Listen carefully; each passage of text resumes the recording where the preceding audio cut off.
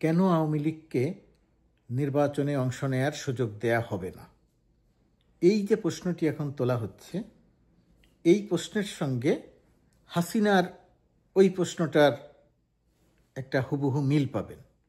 হাসিনা একটা কথা বলে না, আমি কি অপরাধ করেছি, আমার অপরাধটা কি? 1,500-2,000 মানুষ হত্যা করা হাসিনার কাছে কোনো অপরাধ না। যেহেতু সে বলে তার বাবা দেশ স্বাধীন করে দিয়ে গেছে, সেই কারণে সে মনে করে 1,500-2,000 মানুষ হত্যা করার অধিকার তার আছে, 500-700 মানুষের অন্ধ করে দেওয়ার অধিকার তার আছে, 20-30 হাজার মানুষকে পঙ্গু করে দেওয়ার অধিকার তার আছে। এবং এই যে কাজগুলো করে, এটা কোনো অপরাধ নয়। আমার অপরাধটা কি, তার একটা নির্দিষ্ট টোন আছে না, সেটা কথা বলে। ঠিক সেই টোনে এখন এসে কথা বলা হচ্ছে যে আওয়ামী লীগ কেন নির্বাচনে অংশ নিতে পারবে না। হাসিনার প্রশ্ন আর এখনকার যারা প্রশ্ন তুলছেন হুবহু এক। হাসিনা দ্বারা যারা লাভবান হয়েছিলেন, হাসিনার দ্বারা যাদের অকল্পনীয় সুযোগ সুবিধা, পদ পদবি ইত্যাদি ইত্যাদি হয়েছে, হাসিনা ক্ষমতায় থাকাকালীন তারা মনে করেছিলেন আরও সুযোগ সুবিধা পাবেন, একটু কম পেয়েছিলেন, সেই কারণে তখন কিঞ্চিত বিরোধিতা করেছেন হাসিনা সরকারের। হাসিনার নয়, মন্ত্রীটন্ত্রীদের যারা চুরিবাটপাড়ি করেছে তাদের কিছু কিছু সমালোচনা করেছেন। কিন্তু শেষ পর্যন্ত গিয়ে ওই যে রসুনের গোড়া একটা হাসিনা ভক্ত, তো হাসিনা ভক্ত ঠিক আছে, সেটা নিয়ে কোনো সমস্যা নেই। বাংলাদেশ 5 আগস্টের পরে স্বাধীন হয়েছে, স্বাধীনতা পেয়েছে সবাই কথা বলার। এখন টেলিভিশনে এসে, পত্রিকায় লিখে, চায়ের আড্ডায় যে কেউ যে কোনো সমালোচনা করতে পারে। ডক্টর ইউনূসের সমালোচনা করা যায়, এনসিপির সমালোচনা করা যায়, যে কারো সমালোচনা করা যায়। ঘোষণা দিয়ে দেয়া যায় যে এখন আওয়ামী লীগের নেতাদের ঘরবাড়ি ভাঙচুর করা হচ্ছে, ডক্টর ইউনূসের বাড়িঘর কি মানুষ চেনে না, কোথায় বাড়িঘর সেটা কি মানুষ জানে না। মানুষকে এক ধরনের উৎসাহ দেওয়া হচ্ছে যে তোমরাও ডক্টর ইউনূসের বাড়িঘর ভাঙার একটা চেষ্টায় থেকো। একটার সঙ্গে আরেকটার মিল খোঁজার একটা চেষ্টা করা হচ্ছে। তো যে কথা বলছিলাম যে কেন আওয়ামী লীগকে নির্বাচনে অংশ নিতে দেয়া হবে না, বা কেন আওয়ামী লীগকে নির্বাচনে অংশ নেওয়ার সুযোগ দেয়া হবে না, এই কথা বলতে গিয়ে আবার তারা বলছেন যে আওয়ামী লীগের যারা অপরাধ করেছে, যারা হত্যাকাণ্ডের সাথে যুক্ত ছিল, তাদেরকে বাদ দিয়ে নির্বাচনে অংশ নেওয়ার সুযোগ দেন। যাদের নামে মামলা আছে, যাদের নামে মামলা চলবে, আইন করেন যে তারা নির্বাচনে অংশ নিতে পারবে না, কিন্তু আওয়ামী লীগ নির্বাচনে অংশ নিতে পারবে। এই যে ইনিয়ে বিনিয়ে আওয়ামী লীগের পৃষ্ঠপোষকতা, আওয়ামী লীগের পক্ষে কথা বলা, এটা একটা পথ তৈরির একটা চেষ্টা চলছে। বলে রাখি, যিনি কথা বলছেন, যারা কথা বলছেন, অবশ্যই তার কথা বলার অধিকার আছে, তিনি অবশ্যই কথা বলতে পারবেন। এখন প্রশ্নটা হচ্ছে যে তিনি যে কথা বলবেন সেই কথার জবাবটা দেয়া দরকার যুক্তি দিয়ে। তাই না যে কলিমুল্লার মতো একজন অসৎ এবং অনৈতিক মানুষ এই সরকার যখন দায়িত্ব নেয় তখনই তার গ্রেপ্তার হওয়া দরকার ছিল, তখনই তার নামে মামলা হওয়া দরকার ছিল।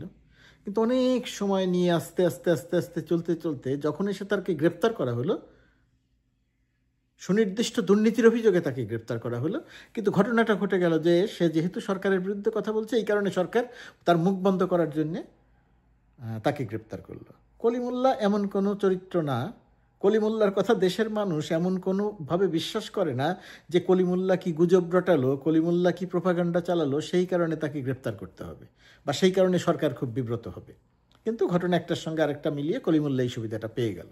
এখন যারা বলছেন যে আওয়ামী লীগ কেন নির্বাচনে অংশ নিতে পারবে না, আওয়ামী লীগকে কেন নির্বাচনে অংশ নেওয়ার সুযোগ দেওয়া হবে না, সুতরাং তারা যারা বলছেন তাদেরকে এই কথাটা বলতে দিতে হবে, পাল্টা যুক্তিটা দিতে হবে যে কী কারণে সুযোগ নেওয়া যাবে না, সুযোগ কেন আওয়ামী লীগকে নির্বাচনে অংশ নেওয়ার সুযোগ থাকবে না বা সুযোগ দেয়া যাবে না। শেখ হাসিনার কথা শোনেন, প্রতিদিনই তো বলে, এখন আর তার কথার কোনো গুরুত্ব নেই, মাঝে মধ্যে শুনি। প্রতিদিন কথা বলে এবং প্রতিদিন মানুষ হত্যার হুমকি দেয়, সুযোগ পেলে আবার মানুষ হত্যা করবে, সরাসরি হত্যার হুমকি দেয়, শত শত হাজার হাজার মানুষ হত্যার হুমকি দেয়। এই যে হত্যার হুমকি, এর মধ্যে কিছু আছে রাজনৈতিক কথা, যে রাজনৈতিকভাবে বলাই হয়ে থাকে, কিন্তু হাসিনার কথা কি রাজনৈতিক কথা? আপনারা কি বিশ্বাস করেন যে হাসিনা শুধুমাত্র কথা বলার জন্যই বলছে? আপনারা কি এটা বিশ্বাস করেন না যে হাসিনা সুযোগ পেলে একটা ম্যাসাকার চালাবে, হত্যাকাণ্ড ঘটাবে, শত হাজার লাখ, এর কোনো হিসাব থাকবে না? হাসিনা প্রতিদিন ঘোষণা দেয় যে সে মানুষ হত্যা করবে। হাসিনা কে? হাসিনা এককভাবে আওয়ামী লীগের নেতা, আওয়ামী লীগের আর কোনো নেতা নেই, একক নেতা। সেই একক নেতা যখন ঘোষণা দেয় যে সুযোগ পেলে আবারও মানুষ হত্যা করবে, আবারও শিক্ষা দিবে, সুযোগ পেলেই সবাইকে ফাঁসি দিবে, যুদ্ধাপরাধীদের যেভাবে ফাঁসি দিয়েছে, রাজাকারদের যেভাবে ফাঁসি দিয়েছে, সে বলেছে রাজাকারদের যেভাবে ফাঁসি দিয়েছি এদেরকেও একইভাবে ফাঁসি দিব। এদের কারা? ছাত্র জনতা, যারা আন্দোলন করেছে, যারা নেতৃত্ব দিয়েছে, এই ছাত্র জনতার ফাঁসি দিবে, হত্যা করবে। একটা দল, যে দলের একক নেতা হাসিনা, সেই হাসিনা যখন ঘোষণা দেয় যে 1,500-2,000 মানুষ হত্যা করার পরেও পালিয়ে গিয়ে আবারও এখন ঘোষণা দেয় যে আরও মানুষ হত্যা করা হবে, সেই দলটি নিয়ে যারা প্রশ্ন তোলেন যে কেন নির্বাচনে অংশ নেয়ার সুযোগ দেয়া হবে না, এই কারণে সুযোগ দেয়া হবে না, সে 1,500-2,000 মানুষ হত্যা করেছে, তার জন্য তার বিচার হচ্ছে,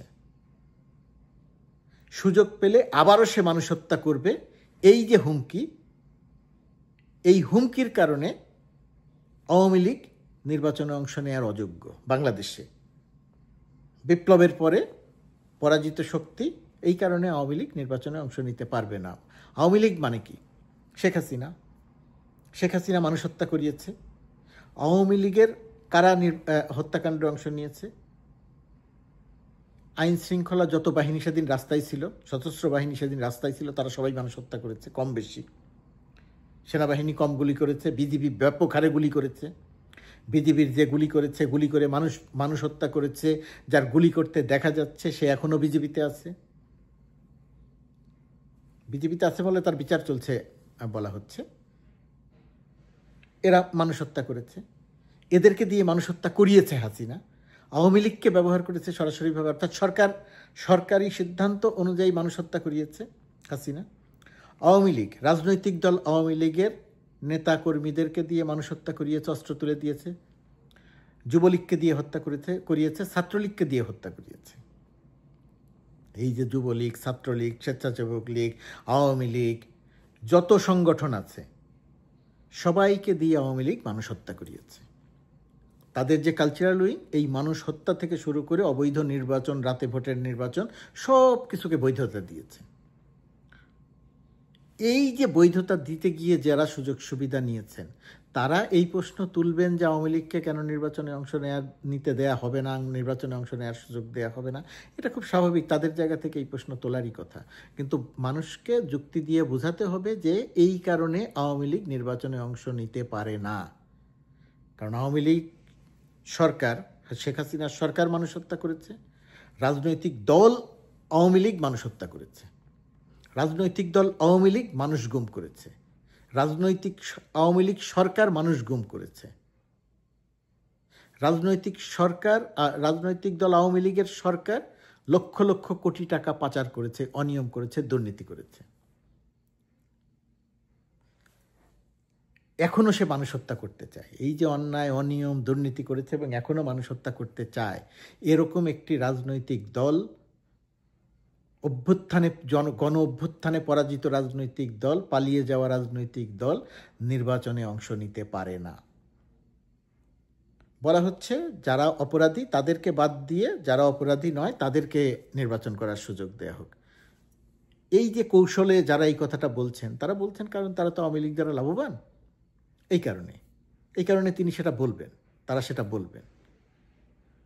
আওয়ামী লীগ হাসিনার দল, এর বাইরে আর কোনো নেতা নাই তার। এখন সেই দলটি যদি মনে করে যে হাসিনা সহ যারা হত্যা করেছে, যারা অপরাধ করেছে, যাদের বিচার হচ্ছে, তাদেরকে বাদ দিয়ে নতুন কোনো আওয়ামী লীগ, নতুন নামে অথবা এই নামেই অন্য কোনো নেতা এসে আওয়ামী লীগের রাজনীতি করছে অথবা করতে চাইছে, তখন বিবেচনা, তখনও সেটাকে নির্বাচনে অংশ নেওয়ার যোগ্য ভাবার আগে তখন সেটা বিবেচনা করতে হবে যে সেই দলটার অবস্থাটা কি, নতুন করে মূল্যায়ন করা যেতে পারে তখন। কিন্তু সেই সিদ্ধান্তটা আওয়ামী লীগকে নিতে দেন। সরকার কেন সেই সিদ্ধান্ত নিবে যে ভালো আওয়ামী লীগ এসে নির্বাচনে অংশ নিবে? আওয়ামী লীগ তো ভালো না, আওয়ামী লীগের তো ভালো নাই। দলগতভাবে আওয়ামী লীগ হত্যা করেছে, মানবতা বিরোধী অপরাধ করেছে। মানবতা বিরোধী অপরাধের দায়ে আওয়ামী লীগের বিচার হবে, তারপরে গিয়ে ভাবা যাবে যে আওয়ামী লীগ ভালো না খারাপ। বিচারে যদি প্রমাণ হয় যে আওয়ামী লীগ কোনো অপরাধ করে নাই, মানবতা বিরোধী অপরাধ করে নাই, আওয়ামী লীগ হত্যা করে নাই, যে হাসিনার মতো আমি কি অপরাধ করেছি, তোকে আপনি যদি কোনো অপরাধ না করে থাকেন তাহলে তখন গিয়ে বিবেচনা করা যাবে। এখন আওয়ামী লীগের, এখন সরকারের দায় পড়েছে যে ভালো আওয়ামী লীগ খুঁজে বের করবে, যাদের নামে মামলা আছে তাদেরকে বাদ দিয়ে ভালো আওয়ামী লীগকে বলবে আসো নির্বাচন করো। সরকারের এত ঠেকা পড়লো কেন? আপনারা সুবিধা পেয়েছেন, আপনারা তাদের পক্ষে কথা বলছেন, কথা বলেন, কথা বলার জন্য তো বাংলাদেশ স্বাধীন। কিন্তু তারা কথা বললে তেলে বেগুনে জ্বলে যাওয়া যাবে না। সরকারের জায়গা থেকে হোক, সরকারের বা যারা ন্যায় সঙ্গত কথা বলেন, ন্যায়ের পক্ষে থাকেন, তাদের জায়গা থেকে হোক, এই কথাগুলোকে যুক্তি দিয়ে খণ্ডন করতে হবে বা পাল্টা যুক্তি দিতে হবে। যুক্তি না দিয়ে একটা খুনি দল, খুনি নেতা, গণতন্ত্র হত্যাকারী, অর্থনীতি হত্যাকারী, দেশ ধ্বংসকারী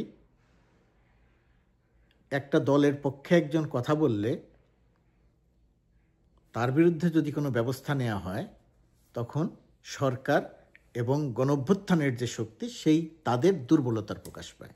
সেই পথে হাঁটা যাবে না। বহু যুক্তি আছে, আপনারা টকশোতে যান, সামনাসামনি বসেন, যুক্তি দিয়ে কথা বলেন। তারা তো গায়ের জোরে কথা বলছেন, এই কথাগুলো তারা বলবেন। কারণ যেহেতু নির্বাচনের তারিখ ঘোষণা করে দেওয়া হয়েছে, তারা মনে করছিলেন যে নির্বাচন দিবে না। এখন যেহেতু নির্বাচনের সময় সামনে এগিয়ে এসেছে, নানা সংশয় সন্দেহ আছে, কিন্তু নির্বাচনের সময় এগিয়ে এসেছে, এখন তারা মনে করছেন আওয়ামী লীগের পক্ষে মাঠে নামার সময় এসেছে। এই ধারা অনুযায়ী দেখবেন আগামী কিছুদিনের মধ্যে কালচারাল অঙ্গনের যারা এখন পলাতক গা ঢাকা দিয়ে আছে, তারাও সামনে আসবেন। সরকারের দায়িত্ব ছিল কালচারাল অঙ্গনের যে কালপিট, যারা কালচারালি অপরাধ করেছে সেই কারণেই নয়, অর্থনৈতিক অপরাধ করেছে এর বড় একটা অংশ, তাদেরকে যদি একটু অনুসন্ধান করত সরকার, বা এখনও করার সুযোগ আছে, করে যদি ব্যবস্থা নেওয়া যেত, তাহলে এই শক্তি এইভাবে মাথাচাড়া দিয়ে উঠত না। এই শক্তি মাথাচাড়া দিয়ে উঠবে মত প্রকাশের স্বাধীনতার জায়গা থেকে। এবং তখন যদি ব্যবস্থা নিতে যাওয়া হয়, তখন প্রশ্ন আসবে যে মত প্রকাশের ক্ষেত্রে বাধা দেয়া হচ্ছে। সরকারকে, যারা দেশ পরিচালনা করছেন, তাদের এই বিষয়টি বিবেচনায় নেওয়া দরকার। আর হাসিনা যে মানুষ হত্যা করতে চাইছে, এবং এই হাসিনার পক্ষ নিয়ে যারা বলছে কেন আওয়ামী লীগ নির্বাচনে অংশ নিতে পারবে না, কারণ একটা খুনি দল, একটা দেশ ধ্বংসকারী দল, মানুষকে পঙ্গু করে দেয়া দল, মানুষকে অন্ধ করে দেয়া দল, দলগতভাবে মানবতা বিরোধী অপরাধের যে দল, সেই দল আপাতত নির্বাচনে অংশ নিতে পারে না। বিচার প্রক্রিয়া শেষ হবে, নিজেরা ভুল সংশোধন করবে, নিজেরা যদি এই সমস্ত একেবারে সুনির্দিষ্ট অপরাধে যারা অপরাধী তাদেরকে বাদ দিয়ে ক্লিন চরিত্রের কেউ যদি সামনে এসে দাঁড়ান, তখন বিবেচনা করা যাবে যে আওয়ামী লীগ নির্বাচনে অংশ নিতে পারবে কি পারবে না। এখন কেন ঠেকা পড়বে যে আওয়ামী লীগকে নির্বাচনে অংশ নিতে দিতে হবে? এখন কেন সরকারকে আইন করতে হবে যে যাদের নামে মামলা আছে তারা নির্বাচনে অংশ নিতে পারবে না? এ তো পতিত সরকার, পতিত নেতা, পরাজিত নেতা, অপরাধী নেতা, মানবতা বিরোধী অপরাধ করেছে। তারা কি করে নির্বাচনে অংশ নেবে? তাদের কি করে একটা বিজয়ীরা এই নির্বাচনে অংশ নেওয়ার সুযোগ দিতে পারে? একটা কথা বলে শেষ করি, একটু বড় হয়ে যাচ্ছে। ওই যে স্কুল জীবনে দেখবেন সবার মধ্যেই থাকে যে কেউ কেউ ছিল যারা অঙ্কে দুর্বল, তারা অঙ্ক মুখস্থ করে ফেলত। কিন্তু অঙ্ক যারা মুখস্থ করতো, শেষ পর্যন্ত পরীক্ষার খাতায় গিয়ে ওই অঙ্কটা মিলতো না, 2 2 4 আর হতো না, সরল অঙ্ক আর মিলাতে পারতো না। তো অঙ্ক মুখস্থ করলে হয় না। আমাদের এখন কিছু অঙ্ক মুখস্থ করা মানুষ দেখি আমরা, তারা ভোটের হিসাব করছেন। ভোটের হিসাবটা কি? ভোটের হিসাব করছেন আওয়ামী লীগের 6 কোটি ভোট আছে বা 5 কোটি ভোট আছে, আওয়ামী লীগের 35% ভোট আছে। এই যে ভোটের হিসাব করছেন, এটা ভোটের হিসাব করছেন 2001-এর নির্বাচন বা 2007-এর নির্বাচন, 2009-এর নির্বাচনে। 2009-এর পরে যারা নতুন ভোটার হয়েছেন, এখনও যারা ভোটার হবেন, এরকম মোট ভোটারের সংখ্যা 45 থেকে 48%। 45 থেকে 48% নতুন ভোটার যারা বাংলাদেশের গ্রহণযোগ্য কোনো জাতীয় নির্বাচনে ভোট দেন নাই, এবার তারা প্রথমবার ভোট দেবেন। যারা হিসাব করছেন আওয়ামী লীগের এত শতাংশ ভোট আছে, বিএনপির এত শতাংশ ভোট আছে, এই সমস্ত কোনো অঙ্ক এখন আর কার্যকর নয়। কারণ 45 থেকে 48% যে ভোট, নতুন ভোট, প্রথমবার যারা ভোট দেবেন, তারা কাকে ভোট দেবেন এটা অজানা, সবার কাছে অজানা। কোনো জরিপ হয় নাই, কোনো গবেষণা হয় নাই, কোনো গ্রহণযোগ্য নির্বাচন হয় নাই। সুতরাং আওয়ামী লীগের এত শতাংশ ভোট আছে, তাদেরকে বাদ দিয়ে গণতন্ত্র হবে না, তাদেরকে বাদ দিয়ে নির্বাচন হবে না, এই কথাগুলো একটু বোগাস কথা। এই কথাগুলোর এখন কোনো কার্যকারিতা নেই। আবার যখন সুষ্ঠু ভোট হবে, সেই ভোটে কে কত ভোট পেল তার উপরে ভিত্তি করে অঙ্ক নির্ধারিত হবে। নতুন ভোটারদেরকে প্রচলিত ধারণা দিয়ে বিচার করবেন না। সব কিছুকে উলট পালট করে দিতে পারে। কেউ ভাবে নাই হাসিনাকে এভাবে পালাতে হবে, কিন্তু নতুনরা এভাবে হাসিনাকে পালাতে বাধ্য করেছে। সবাই পেছনে ছিলেন, সঙ্গে ছিলেন, কিন্তু সামনে ছিলেন নতুনরাই, ছাত্ররাই, শিক্ষার্থীরাই। এটা ভুলে গেলে চলবে না। সুতরাং একটা পরাজিত শক্তি, মানবতা বিরোধী অপরাধী শক্তিকে নির্বাচনে অংশ নেয়ার সুযোগ দেওয়ার প্রশ্নই আসে না। অন্তত এবারের নির্বাচনে তো নয় বটেই।